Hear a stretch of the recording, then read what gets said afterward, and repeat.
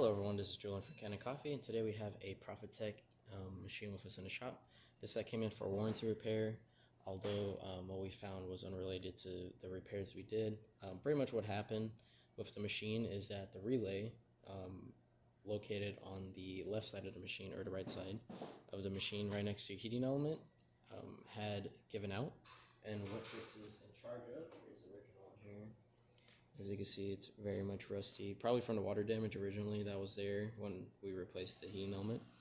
You can see all those connections are really nasty. Pretty much what this does is it converts AC to DC, or the other way around depending on what you're needing, and it sends power to your heating element mainly. And so your heating element on this machine would either give out after a while or just not get power at all. But the light will still turn on, which means you're at least getting some power, but you're not getting enough to actually heat the machine up. And so after replacing this, it started to heat up. I do have the machine off right now, and it is preheated, so I did warm this up multiple times to test it. But just so you can watch the gauge go up, I'm going to turn the machine on. You can hear the water pump go into the boiler because I emptied out a little bit of the hot water to clear out the steam power. But it is hot enough to start. It should start rapidly heating up. On the left gauge, as you can see, it's going to start moving now instantly, because this machine only has one boiler in here. Now one boiler is in charge of heating up both the steam boiler and then the heat exchanger pipe that runs inside of the boiler.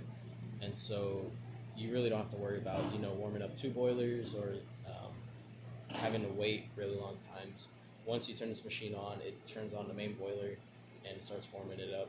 But as you can see, we're at 0.5 right now, still climbing up. It usually gets to around 1.2 to 1.3, and then it turns itself off just to stop itself from overheating. And then it'll warm itself back up when it loses enough pressure inside of the boiler to activate the pressure plate that's inside of the stack.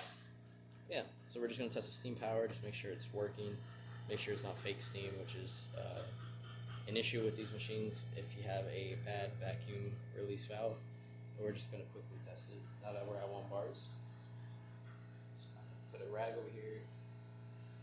If we open this, as you see, you can get steam. And if you warm it up for longer, of course you get better steam, but this is more than enough steam for making some milk. And quickly, we're just going to run the hot water tap just to show. That's working. You're going to hear that pump kick on. You're going to see all your steam power leave just because it loses a lot of steam running through this hot water tap. And then once it fills it with cold water, all that steam tends to escape to the top. So whenever you use the hot water and you see your gauge go all the way down, or sometimes it doesn't, depending on how much hot water you take out, just know that's a totally normal thing for these machines to do. And then lastly, we're just going to quickly hit the group head, although it's unrelated to anything we did. But yeah, still working great. And that's about it for this repair. If you like this video or any of the other repairs on our channel, leave a like, subscribe, and hit the bell. Thanks for watching.